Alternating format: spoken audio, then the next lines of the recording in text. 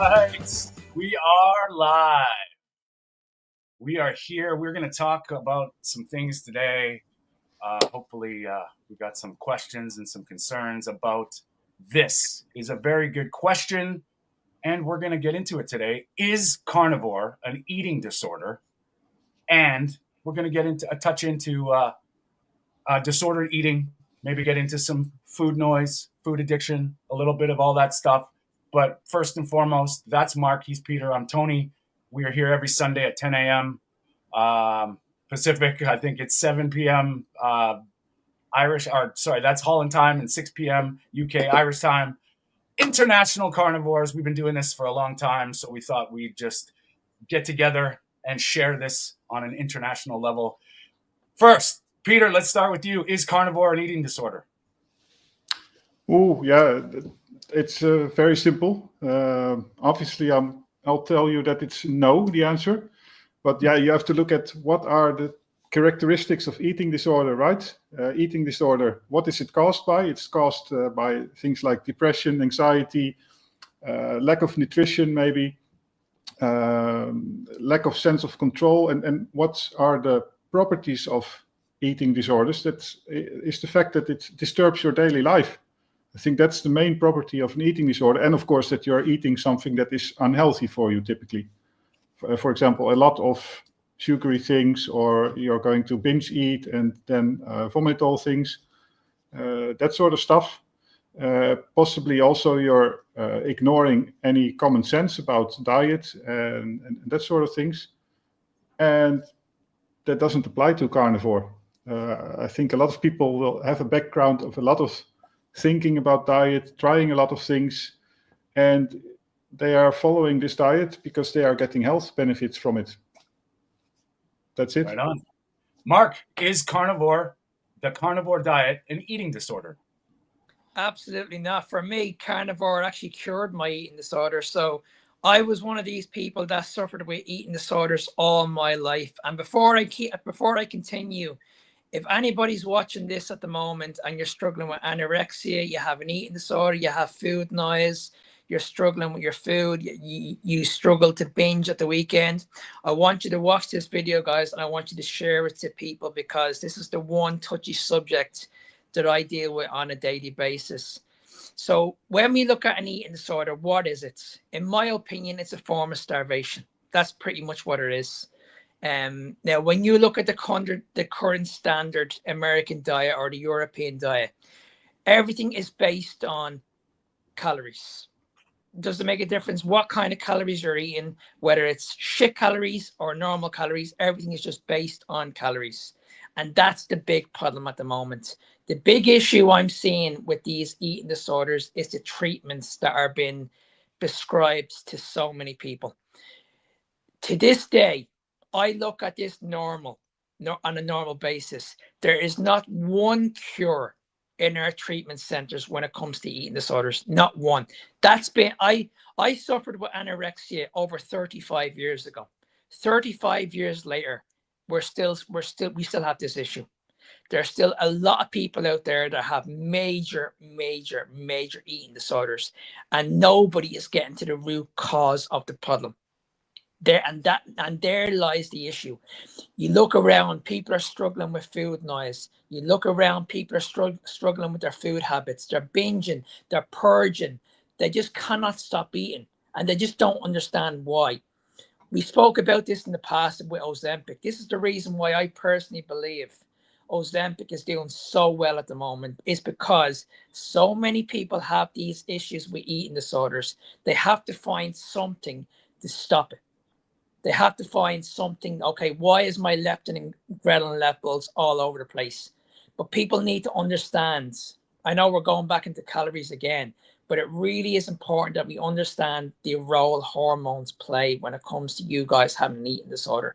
So when it comes to a carnivore lifestyle can actually cure your eating disorder, because you're going to be full on a regular basis. It's going to increase that leptin level, and that's what we want. We want to be eating foods that are rich in leptin so you guys can be fuller on a regular basis. So no, when it comes to carnivore, carnivore is not an eating disorder. It's probably one of the best things you can actually do to help you with your eating habits. That's great, Mark. And you know, my short answer is no, it's not. And I'm gonna explain another side that I think is often overlooked, which is when we're dealing with the processed food, we're always thinking in, you know, like we said, calories, and we're thinking macronutrients, but all the food additives, all the food preservatives, all the hidden stuff that they deem is safe. Like if you just look at the FDA, and they have something called the GRAS list, which stands for generally recognized as safe. So if you just dissect that word or that term, what does that even mean? So they study something, whatever it is, and they deem it safe in these small amounts. But over time, when they've got these food companies that are studying the bliss point as well, you know, they are designed to make you consume more. That's the whole purpose of these processed foods. So when we're dealing with eating disorders, and you know, coming from a place of a sugar addict, I didn't know I was, but when people get deemed that they're broken because they have disordered eating, whether it's emotional, whether it's, you know, addiction, whether it's, you know, binge eating, I think there's two sides of this, where one is if you can nourish your body with the right foods, eventually you can make some headway with the other stuff. But when you cut out all these chemicals that we have no idea what they do, none. They can say they do, but you know, I don't put any weight, or I don't trust anything that they say, oh well, this is, and you know, we just have to look at trans fat. You know, trans fat in this amount is okay. That's what they say. And it's like it's a big mess. So carnivore, when we're dealing, and we talked about it before, the elimination side of it, you're eliminating a lot of the stuff that may be causing dysfunction in your body, in your brain, in your hormones, and you're replacing it with the stuff you need, you know, and that's where we get into the noise. We get into the weeds a bit, because people still have that fear of meat, that it's causing colon cancer, that it's causing all this harm, it's rotting in your colon. When really, if you look at the breakdown of the nutrients, you're getting fully nourished by the stuff you need, and you're eliminating all the other stuff that could be potentially causing harm. So I think that's a good place to start. Peter, what do you find? Like, what, you know, specifically from a diabetic standpoint, like, can you touch on a bit about addiction and like that side? Because that, I would say sugar addiction is a big problem, and obviously an eating disorder. But being a diabetic, having to monitor your glucose, what are your thoughts? Yeah, it's very easily it very easily results into eating disorders, right? I mean, there are two sides of it. I mean, you can have eating disorders and a conflicted relation with food if you are a type 2 diabetic. You get the wrong signals. But also as a type 1 diabetic, you suddenly have to inject insulin. And every time that you have to eat, you're confronted with the fact that you have to take medicine. And that can be very difficult for people.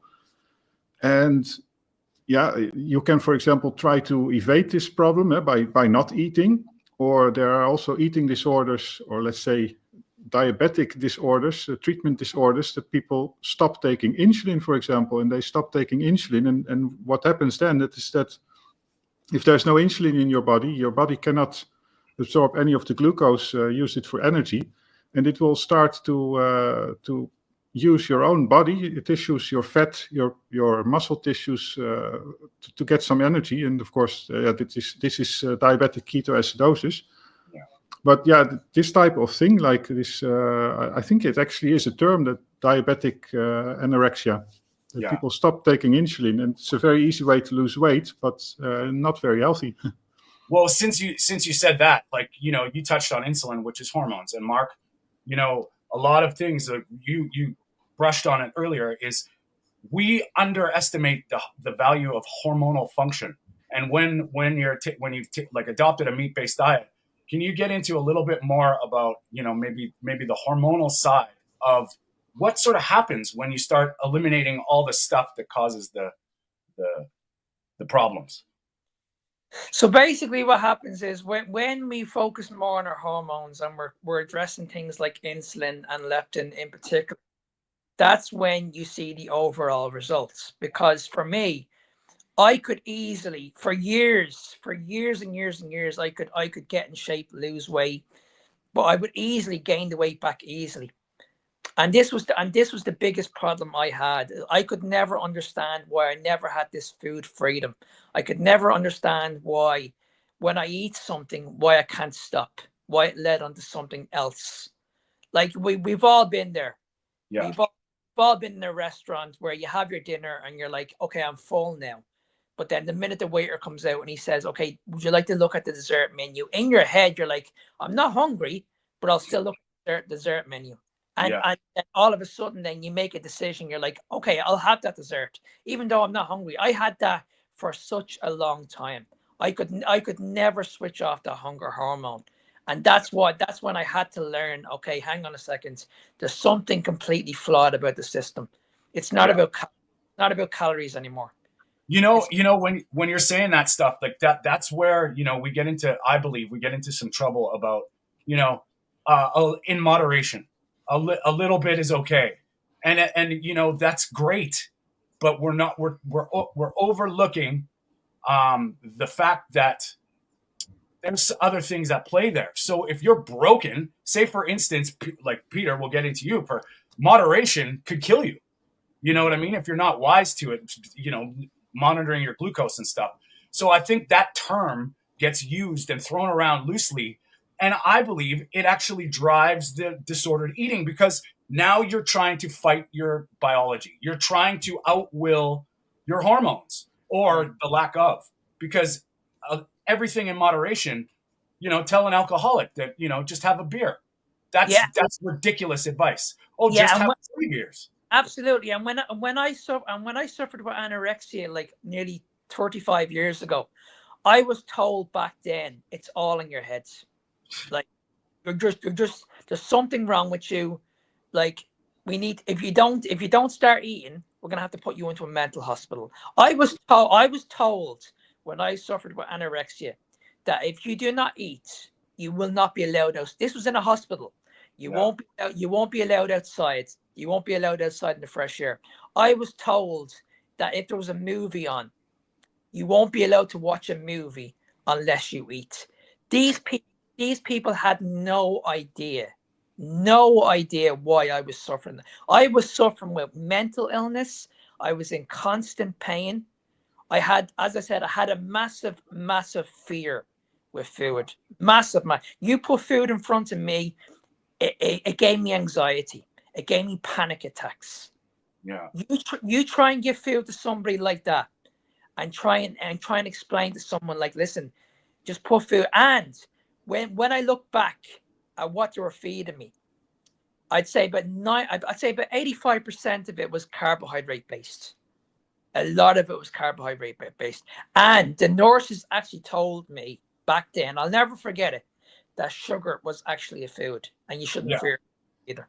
Well, that's the thing too, right? And here's quite often what I try and explain to people. And you know what? Before we get really deeper into this, I just want to make sure that everybody, if you're suffering from an eating disorder, or you're trying to battle it, this is all we're trying to say, is to show another side of it. We're not saying to do anything.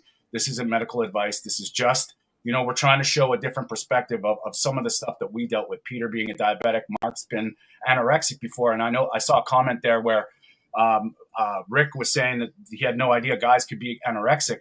And I think a lot of these terms we use so broadly, or we use to describe something, and it's like a diagnosis or not. But really, like when it comes down to like all these problems, it's a progression. And then by the time you're really broken, they have to coin it something, and then they interact with drugs. And what I quite often tell people is, why not start with the essential nutrients? Like, if anything else, work on trying to get what your body needs first. And, quite often when we adopt an animal-based carnivore, keto, we're doing that. You're getting enough protein. You're getting enough fat. You're getting enough choline for your brain. So they can trace a lot of these mental issues to dopamine, the GABA, dopamine, all these pathways. If you're lacking, or you're getting blunted by, some kind of chemical or some kind of nutritional deficiency, why is it that that's the last thing doctors look at? They'd say eat healthy, but they don't say your body needs these nutrients first. They will just look at your blood work, say, or, help you with, psychology. And if your brain is broken, how are you going to fix it without getting your body nourished to begin with? Yeah, Tony, but that's also what I was wondering about the animal world, for example. I mean, you don't see eating disorders there. And is the only difference the fact that humans have intelligence and that by that they can develop these disorders? It could be, but I think there's probably much more than that. Yeah. But when you look at what's going on in the world right now, okay, you look at the average person that has a busy lifestyle, has kids or whatever. These people are told, okay, listen, you can have food in moderation. You can work out from Monday to Friday. Okay, train hard. But when it comes to the weekends, you can have your cheat meals. Like there's the problem right there. Or you can follow this 80-20 rule where 80% of your overall food is going to be healthy, but then you can have the odd 20% of like shift food. And people then don't understand, okay, why is this diet so hard? Why am I struggling? Why can I not stick to a diet? This is the reason why. This is the reason why, because you're these diets you're doing, this is, as I mentioned at the very, very beginning, this is a form of restriction. This is a form of starvation. This should never be the case when you're trying to get in shape. When it comes to keto and carnivore, this completely eliminates that full stop. And this is why people just don't understand the calorie model. When people base everything on thermodynamics and they say, right, okay, it's based on the law of thermodynamics. You cannot argue a calorie is just a calorie. This is the big problem I have. This is the big issue I have.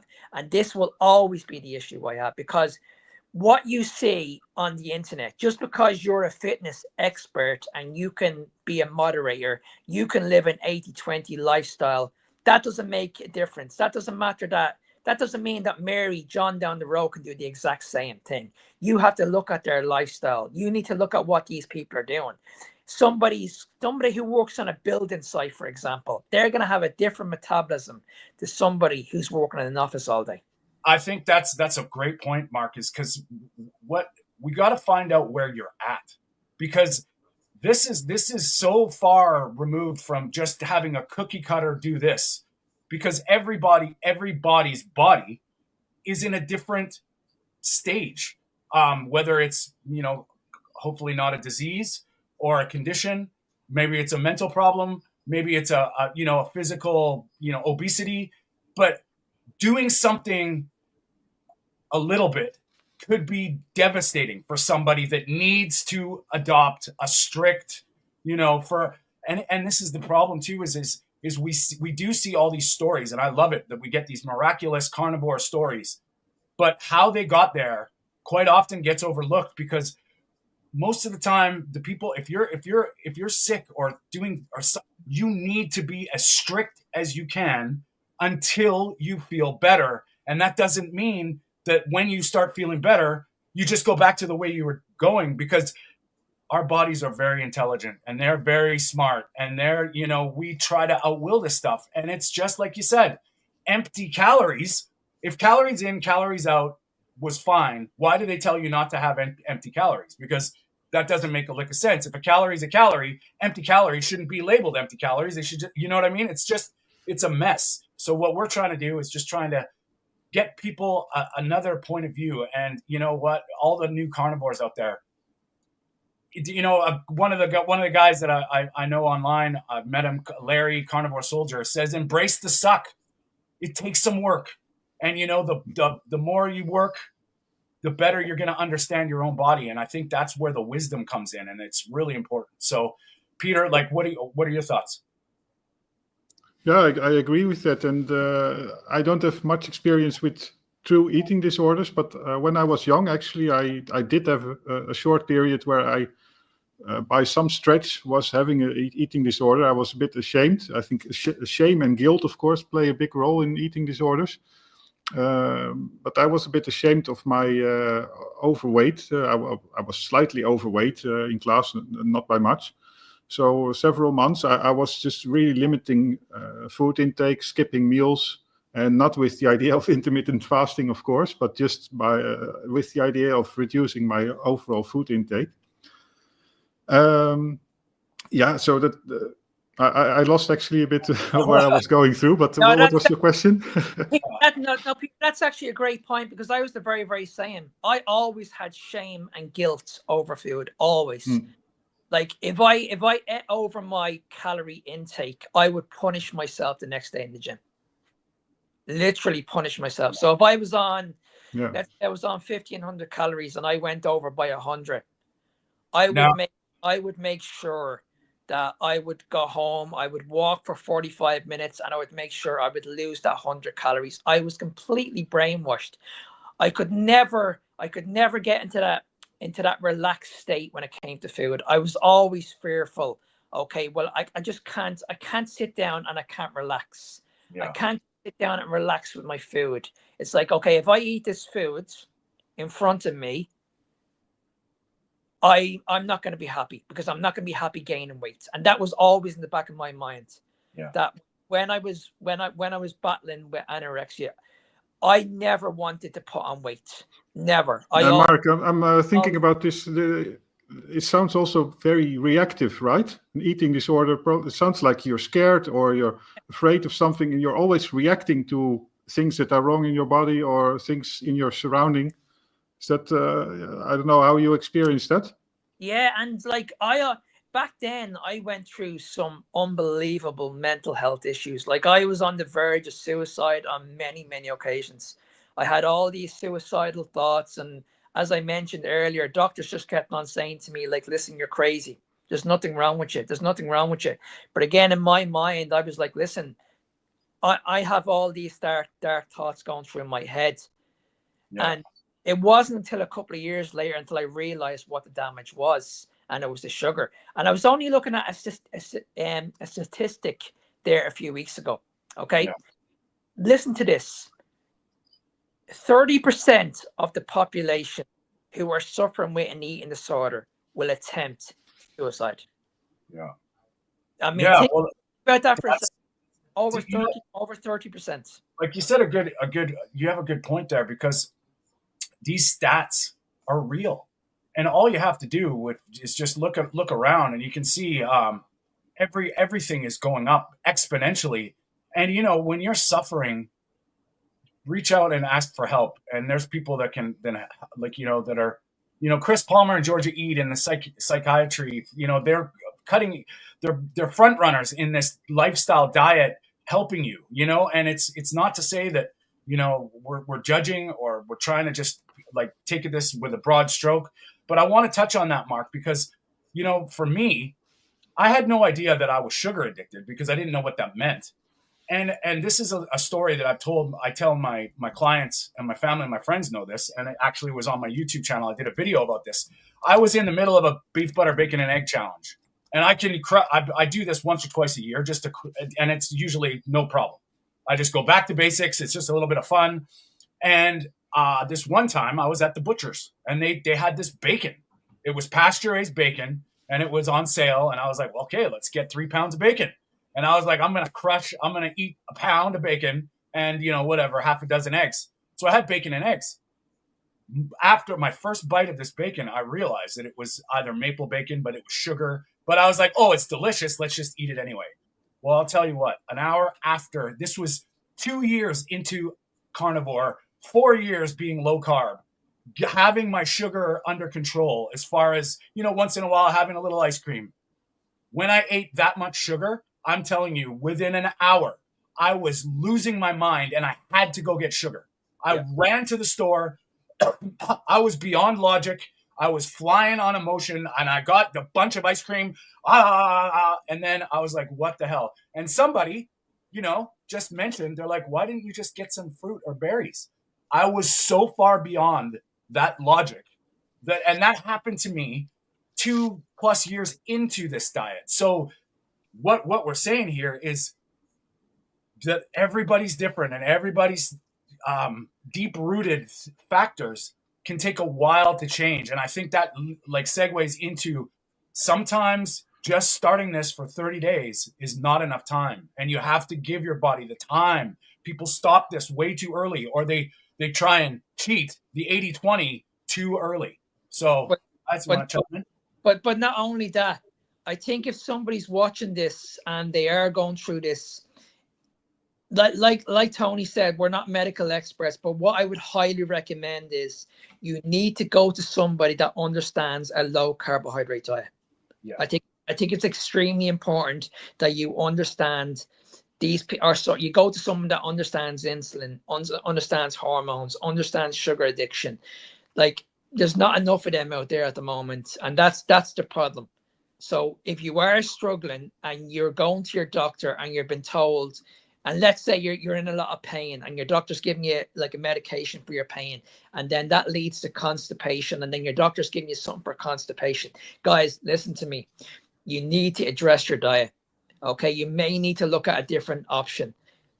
We've already spoke about this a few times on on this channel, that when it comes to your body, your body can actually heal itself, but it's going to take a bit of time.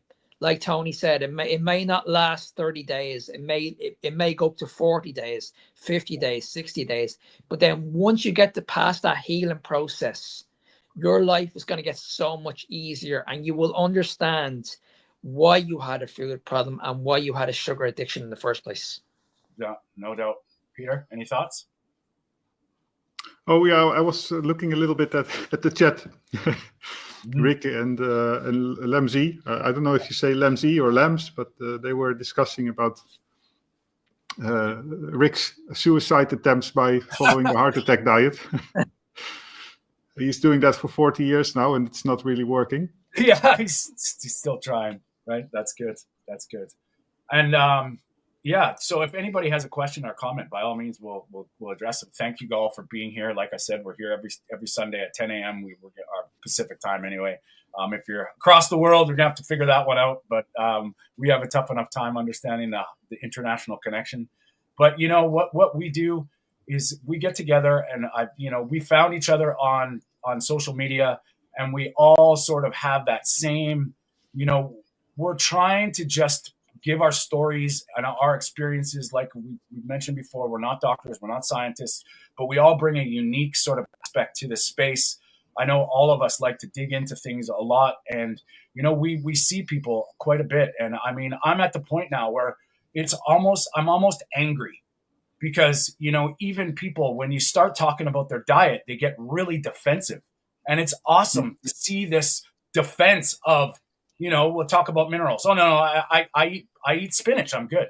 And it's like there's so much more to it than just getting the foundations right, and then what you're eliminating. And it's the tricky part is, as we get older, yes, our youth, we're more resilient. It's obvious. As we get older, there's an evolutionary biologist by the name of Michael Rose, who basically his sort of MO is, the older you get, the more important it is to get into a species-specific diet. So the forgiveness factor, the moderation, the Pareto principle, the 80-20, everything in moderation gets really, really narrow as you get older. So someone who's 25 compared to, Mark and I age of the ripe age of 50, you know what I mean? We're as we get older, we gotta worry about this. What anything, Peter, you want to add to that? Yeah, well, I think you talked about moderation and that sort of things, variety, and I think there's a lot of gaslighting there, right? You need those things to lead a healthy life, and then when you eat a single type of food or one food category, that is considered to be an eating disorder. And I think that's good also to address the fact that at a small scale and all around us in our daily life, there is a lot of small-scale eating disorders around. I personally can think about, just to take the diabetics as example again, if you're angry or frustrated about high blood glucose levels or something that is not working in your insulin treatment, that can very often lead to this anger just turning into binge eating, for example. I had it myself as well at a small scale. I would eat an entire pack of cookies, knowing that I could inject some insulin for it afterwards, but as sort of punishing myself. And in the supermarket, in the past, I could experience the same things, right?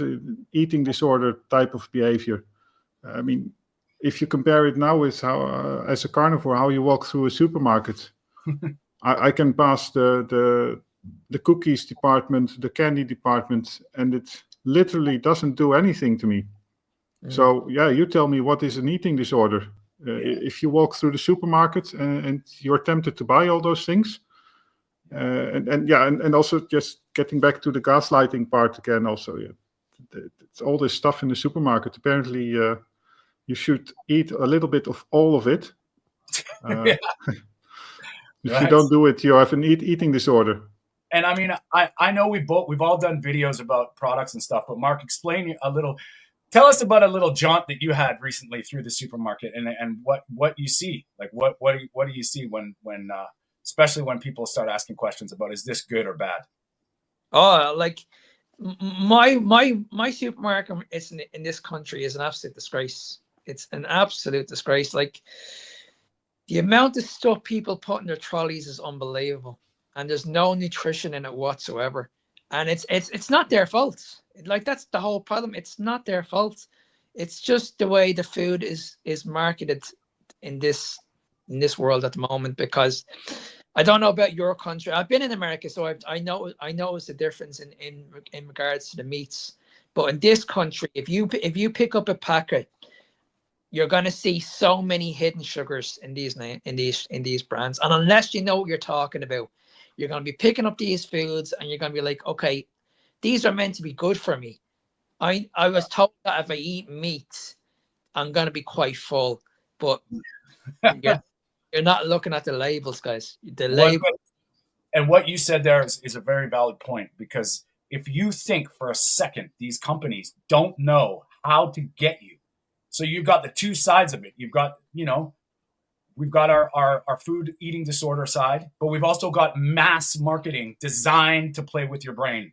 So they are bright, they are colorful, they are catchy, they are just, and it's, we've all heard this sort of cliche, but shopping around the center aisles, you're going to be better off. And, even like Peter said before, like I used to go into the store thinking like, oh, I miss eating that. Oh, I miss eating that. And then Rick made a couple comments as well. I don't anymore. I once in a while get, oh, that bread smells a little, like, it smells good, but I don't want to eat it. So these things change over time as you adapt, as you get nourished by real food. And Rick's comments is the same thing. Once you start eating real food, your tastes will change, and your body will seek that nourishment. And I believe that's actually an interesting side, because when we're looking at actually nourished bodies, it changes the game. Your body becomes more, it craves the nourishment as opposed to the taste. And I mean, all this fake processed food is designed to make it taste absolutely delicious. And the funny thing is, I've found anyway, I don't know, you guys can chime in here, but now the more I eat these foods, if I even do taste it, I'm like one bite and it's off-putting now, which is, I don't know. Have you guys ever heard of those 10,000 calorie challenges on YouTube? No, not yet. There's a lot of influencers that do these 10,000 calorie challenges, and I was one of them. I did a 10,000 calorie challenge. Oh, it was about 8 years ago. Yeah. And the reason why I was able to achieve it is because I ate like 2 boxes of donuts for my breakfast. Now, when I ate those donuts, that it felt like I wasn't able to stop, because I was eating like sugar after sugar after sugar. And in both boxes, they contained 12 donuts each. Yeah. I finished those 12 donuts with 15. That was 24 donuts I finished in like 15 minutes. I was eating nonstop. My next meal after that was a bowl of cereal. What? Yeah. A bowl of cereal. You know what? If you said to me, eat 10,000 calories in animal-based food, I would struggle big time. Okay, you know what? That leads us into this. I think it's a good time to do this. We're gonna play a little game here. You know, we're gonna develop this for everybody because, you know, like I said, we're new at this. We're trying to kind of get it in a rhythm, in a ring. But you know, we love. Mark always does these things where his videos are very conflicting and challenging, and he lays down the law and basically calls out all the bullshit that we all know, you know, in this space that it is. But I think because we just got into that about cereal sugar, we're going to take a look at one of Mark's actually seed videos that he reacted on, and we're going to give it a little go. So we'll see how this goes, guys. Bear with us. We're going to try, and we can stop it at any time, boys. If you want to stop it, just put up your hand and we can just comment, okay? So here we go, guys. And we're going to call this part of the podcast. Write that down. All right. Okay. Morning. Now, firstly, the energy what to eat before an exercise session early in the morning. Now, firstly, the energy that we use during high intensity exercise comes from stored energy in our muscles called glycogen. It's the key. Now, I got to say something already. Look at what he's laid out in front of him. Now, if you're a sugar addict, what the hell is that? Yeah. So basically, you're putting every single person on the planet into the same category and not having any sympathy, any wherewithal about actually sugar addiction. Anybody else yet? Or are we let it play? No, keep going. Okay. Fuel. So the food that we eat long before that, even the day before, can impact our performance. When we're training first thing in the morning, the meals that we have the evening before are important, and that we need an extra portion of carbohydrate then, particularly if we're doing a high intensity session. Okay, Peter, I need you to chime in here. What do you think about that? Yeah, this is total nonsense. I talk a lot about this carb loading idea, but instead you shouldn't be eating a lot of carbohydrates in the night, because if you eat carbohydrates and they have to be stored in the very end in your glycogen reserves, what first happens is that it's mediated via insulin. It has to enter your bloodstream, and your blood glucose will rise, and your insulin will rise, all to get rid of this glucose, and in the very end store it in the liver and your muscle glycogen.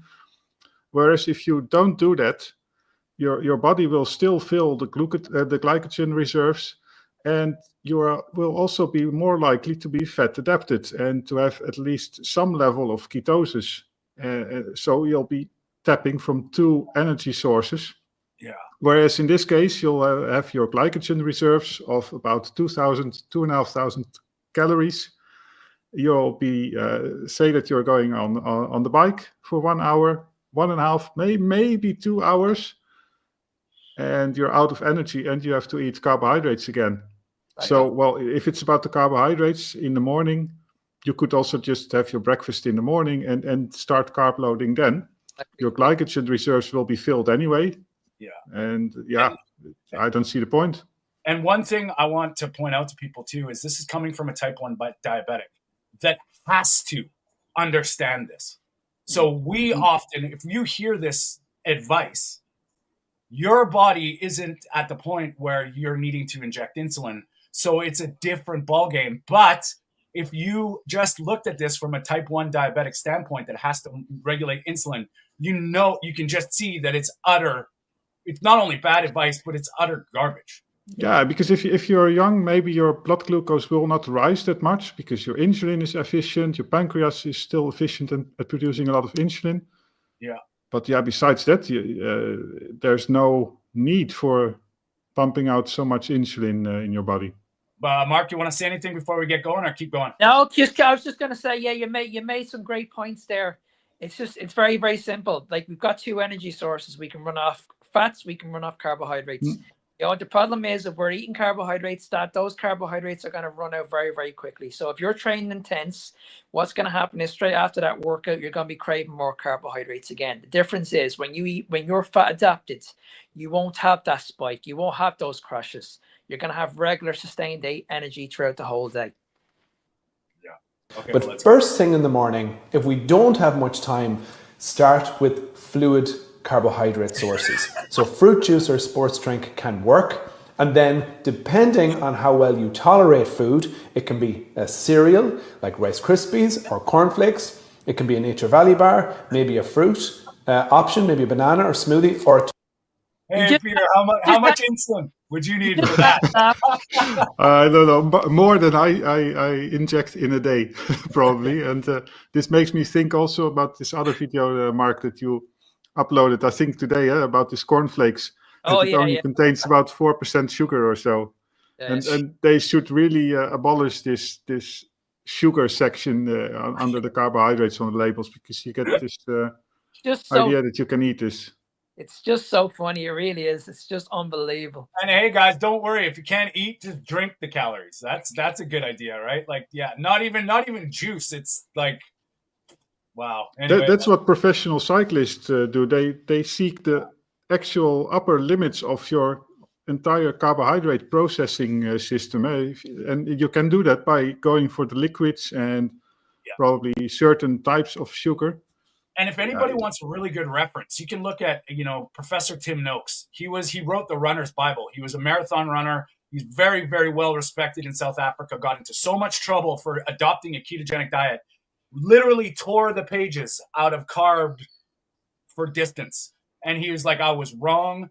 And, so if on that side, if you're thinking you need carbohydrates, just, I would encourage you to sort of see both sides and see what goes on. So let's get back into this magic here. toasted bagel, depending on how well you tolerate it. But you do ideally need some carbohydrate if you want the intensity of that exercise session to be at a good level, or if it's more than, say, 45 to 60 minutes, then carbohydrate intake is important to maintain those energy stores. Remember, we do want our stomach to feel as comfortable or as empty as possible when we're training. Okay. All right. Let's get into that guy. Right. Mark? So I'll go first on this one. I know for a fact when I was training, I could never understand why I had serious gut issues. I could never understand why I felt really tired before working out. And this is what I had a big problem. So when he mentions gut health, I was the complete opposite. I was having major gut issues. My GI tract was in bits. I was inflamed hugely. Wow. I know. It's like just that laying out all those things, like what kind of back-minded impression does that leave? It's like you think all those foods are just healthy and necessary. And I mean, I can think of, maybe the banana, okay, I'll give you the nature, maybe the banana, but cereal with all the grains, where's your gut? Where's your absorption at? Where's your gut level? Like you've got IBS or Crohn's or something that's got, that's a great idea. Not to mention the bagel, which is probably even better, deep fried in seed oils, and then the juice, and then the sugar drink, because, hey, just drink your calories. Once again, eat less, move more, except drink your empty calories, because they're required, is what he got. Peter, any thoughts? Yeah, well, he tells some things that are true, but they apply only when you are carb loading. So yeah, if he tells you that you have to eat after 1 hour, and I didn't pay enough attention, he probably thinks that you also have to eat like 90 or 100 grams of carbohydrates per hour of exercise. And yeah, that's true if you are carb loading, because your systems are not working anymore. They are not efficient anymore at burning fat. See, So the problem that's this is the problem. If you're an athlete, if you're a cross country runner, if you're a footballer or whatever, you can probably get away with this shit. You can probably eat carbohydrates, and yes, you're gonna burn right through them. The Paul Saladinos of this world, he has such a great lifestyle when it comes to fitness. He can get away with eating this shit. The standard person that is watching this video right now, that has family, kids, lifestyle, busy work schedule, you guys are not the same as these people. So just because you see somebody on a fitness page or an influencer that has this amazing lifestyle and that can eat these foods in moderation and that can eat these these sugars and say that carbohydrates are great, they're our main source of fuel, that doesn't mean it's going to work for you. Plain and simple. And just for we'll get into this because I'm more into, as I'm getting older, I'm trying to stay mobile, flexible, active, but I'm not in the gym. I love going to crush a big workout. It's great. I have not used carbohydrates for my workouts for probably 2.5, 3 years. And when I go to the gym, I lift heavy and I lift, minimal, but heavy because I want to test myself. And you know what? There may be a place if I was really into energy and maximizing and optimizing my workouts, maybe. But I don't need them. That's for sure. And I feel great. And I just add in one more point as well. Yeah. When you look at all these athletes and these trainers and people going to the gym, the one thing you hear people talk about is recovery. So after a training session, after a football session, everybody talks about recovery. What do? They top up on carbohydrates. You look at a footballer when he comes off a pitch. What's the first thing he has to aid recovery? A sports drink, right? Then they have to go through massage therapy because they have all these aches and pains. Since like Tony, I'm in my 50s now. I'm actually getting better. I don't suffer now with pains anymore. My recovery in the gym now is a lot better than what it used to be. When I used to train in my 20s, I couldn't recover. Yeah. If I did a big heavy session, it would take me about 3 or 4 days to recover. I can train in the gym every single day now if I want to. If I want to train every day, I know my recovery capabilities are going to be a lot higher than somebody on a high carbohydrate diet or on a moderate carbohydrate diet because of that inflammation. That inflammation is what leads to joint pains. Yeah. There's the issue right there. So when you look at people that are suffering with arthritis, they're getting these niggles in their shoulder or in their knees, and they're blaming like heavy weight. Yes, that might have something to do with it, but I can guarantee it's also the inflammation. Inflammation is actually what's causing the issues. No doubt. And Rick, that's a good point. Like, look at Mark. Everybody, just take a look at this beautiful face. He is 50 years old, man, and it would be hard pressed to say, you're maybe 30. Honestly, like, you look so great for our age, I'm gonna say. But it's and when you're talking about that, because Peter, you've been a cyclist, you understand that mechanism. Since I've been, we'll say carnivore, I feel the same way. Like, I don't get sore, and it's unbelievable. I was talking to my roommate, who's he's been a carnivore through just watching me, and he's 15 years younger than me. But when he's doing a physical job, when he's eating a meat-based diet, what he says is, he's almost feeling like Wolverine. Like, during the day, doing this physical exercise, his ability to keep going and not get blasted or gassed, it's almost like regenerating on the spot. So I feel the same way when I'm doing something vigorous. First of all, I don't get sore the next day. Well, maybe a little bit of like, okay, I had a workout, but nothing like I used to. And, when I was eating a mixed diet, 6 protein shakes a day, whatever, low fat, salad, I never felt this good, let alone while I was training or after a workout. Peter, and I also did an experiment. I think I said this before. I did an experiment about 6 months ago where I did a 3-day fast. I had a big meal on my last day. Like, it was a lot of fat and a lot of protein. I went to the gym 3 days in a row, fasted. And I had probably the best workouts I've ever had in my life. I've had the exact same experience with fasting, even for 5 days at some point. And things like push-ups. And I've seen it also on Kerry Mann's channel, Home Set How. He also mentioned it, that when he was doing these long fasts, he was actually improving on that point. And probably it's also a bit of mental energy that you get, some stamina maybe. But also with cycling, I've tried both, and sure, carb loading works. Before I went carnivore, before I went low carb, because I didn't go carnivore immediately, I also did cycling carb loaded, and I didn't do that much actually already back then. I didn't do carb loading the evening before, just I ate a lot of carbs during the ride, and that also worked sort of fine because if you are moving, if your muscles are working, then you burn it right away. And you'll only, if you don't do it too much, you'll only suffer the consequences right after it because, I have to inject insulin and to rebalance things. But anyway, overall, it works. But it also works without.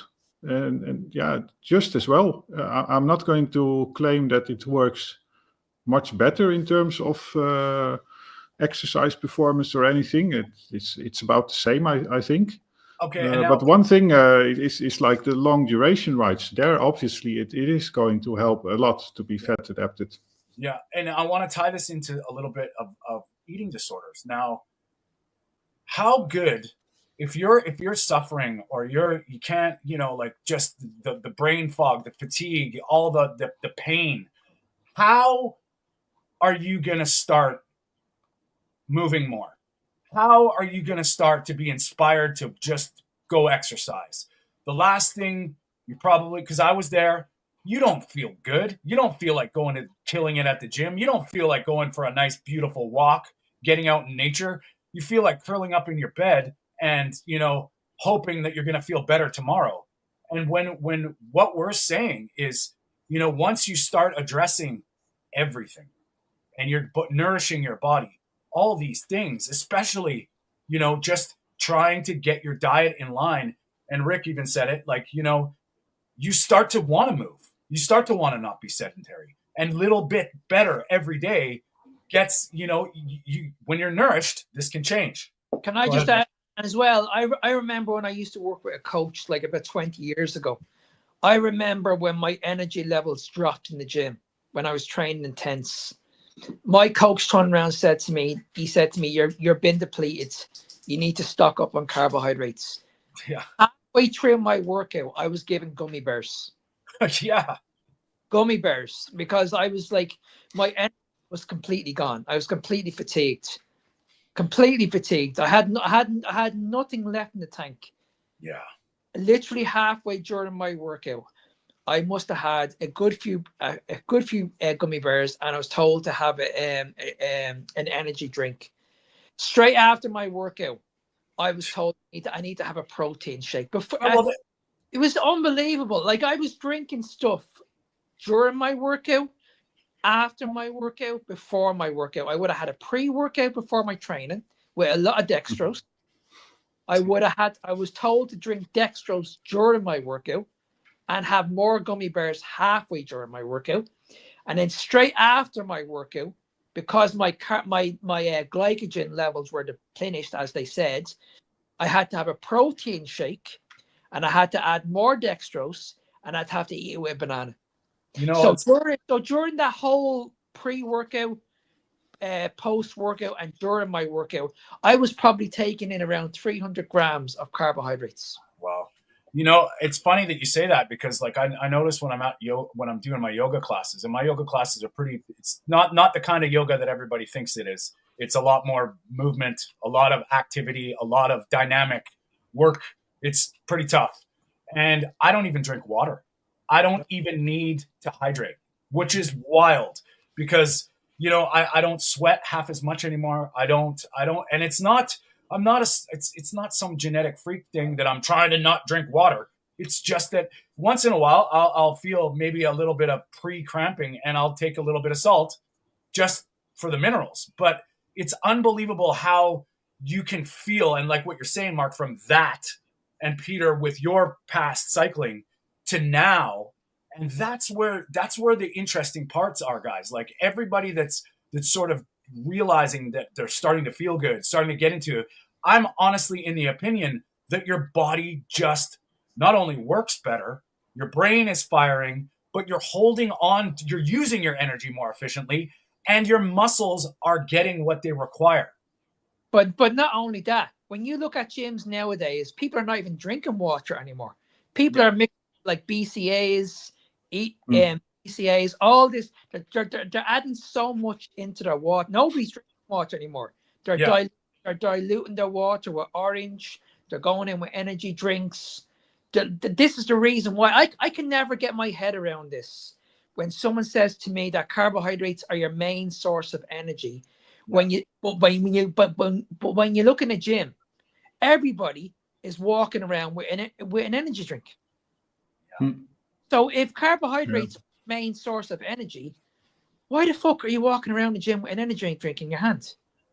Right? Yeah, And about the water and the drinks, I did a very long cycling trip, organized cycling trip 2 years ago in summer, from Italy to the Netherlands, and it's through the mountains, so there are no supermarkets there, and the water that they organized for us was horrible. It was just tap water, and tap water in those countries is full of chlorine and all those things. Well, I had no choice. I mean, there was no option for me to get anything else. So that I felt it immediately. The type of water that you drink during endurance workout is very important in terms of mineral contents, of course, but also in terms of this rubbish that you're ingesting. And I remember when we arrived in Belgium in the Ardennes, then along the route, sometimes I would find supermarkets, and that was already convenient for carnivore food. Of course, I could get some raw ham and that sort of things. I was the only cyclist, of course, going into supermarkets, because the rest would get these chips and all kinds of fruits and things that they call broth, but isn't really true broth. And there I could get Belgium mineral water. Especially mineral water with some magnesium in it, and it did wonders. Yeah. Really, I can do an entire trip, but if I don't have that type of water, it's going to have an enormous impact. Yeah. And what do you guys think about this trend that's out there as well? All these flavored waters that are in the supermarkets. Okay, can I chime in for this? I got something to say here, because quite often I resort to what would we have done before, and God and Mother Nature, and what is natural. If you look at every single other species of animal on the planet, fish, fowl, mammal, reptile, what else do they drink? Nothing. They drink water. So we're talking about anything that's got, and I'm a coffee drinker. We're not going to get into that today, but that's not natural. I do not believe. So everybody that says, well, this is good or this is bad, maybe some milk. Obviously we have, there's time in infancy where we would drink milk. I'm not saying there's not nutrition in milk, but every single animal drinks water. They don't have Lucozade, Gatorade, sugary drinks, Coke. They do not have it. So anytime someone says, well, I want to drink, like, is this healthy? Well, is it though? Because that's the question. I mean, so that's kind of my take. What do you think, Pete? No. Yeah, well, what do you need flavor for? I mean, in the Netherlands, probably in a lot of other countries, fitness guys like to eat this young cheese. I don't know the English word for it. It's a sort of mix in between yogurt and cottage cheese or so. And of course, they eat it without fat, and then it becomes tasteless. I mean, if it's the fatty version, at least it's tasteful, has a nice texture. And they add all these protein powders with flavors. And yeah, the common thing that you see there is that once you have to add flavors to something, that means that there's something wrong with the actual food or drink that you start with. That's it. And of course, your taste buds are not responding naturally anymore because they have got accustomed to all this flavor. That's a good point. That also can tie into. We'll probably wrap it up pretty quick, but the final thoughts about that is you just hit it on the head, Peter. The flavors and the additives are adding to the problem, because when if you have disordered eating, or you have binge eating, or you have this, whenever you take those processed foods, whatever it is, even in a drink, what is it? What's the pathway that's signaling? It's signaling more. It's signaling delicious. It's signaling, who cares about nutrition? Let's just consume. And then when we make excuses that it's okay or a little bit less is not bad, where are we coming from? And if you're coming from a broken place, that is not doing any damage. And unfortunately, you may need to abstain completely from this stuff. So we're hitting about an hour. We're probably winded up, but I'll just go through final thoughts, Mark, about this. No, I completely agree with you. This is a big problem. It doesn't, because a lot of people are falling for these low calorie, low sugar, no sugar brands. And guys, if it tastes sweet, it tastes sweet for a reason. Okay, and like Tony mentioned, like at the end of the day, water should be completely natural. It should be that's the way it should be brought up. That's the way we should be doing it. And like, if you want to be healthy, just drink plain water. You don't need anything. You don't need to add anything to it. You don't need to buy any flavorings, no adjectives. Just drink plain water. Right on, Peter. Yeah, I totally agree, and that was one nuance that I wanted to add actually also, and that ties in with your question as well. But I think on the carnivore diet, there's only one place for like flavored electrolytes, for example, and flavored drinks. And that's maybe in the beginning if it really helps you to abstain from sugar. And I think a common pattern that you see online, if you look on YouTube, for example, and you look at the channels of influencers that still have some food addiction problems. I'm not going to name the channels, but there are a few, those that sometimes fall off the rails. And then, I mean, they make nice videos about it, how they get back on it.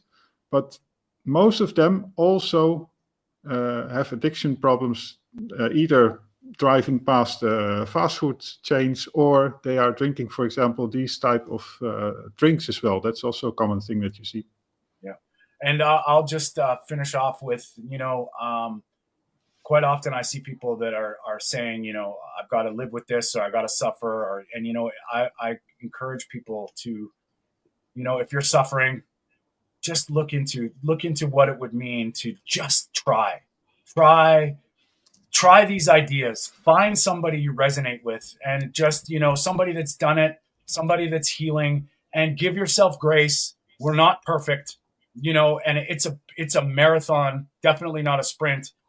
Healing takes time, and you have to understand a lot of things are at play here, and just cutting out the garbage, you're going to be better off. And I mean, we're not trying to push anything on anybody, but we will push, when you eat real food, good things happen to your body, and it's, and the effects can be profound.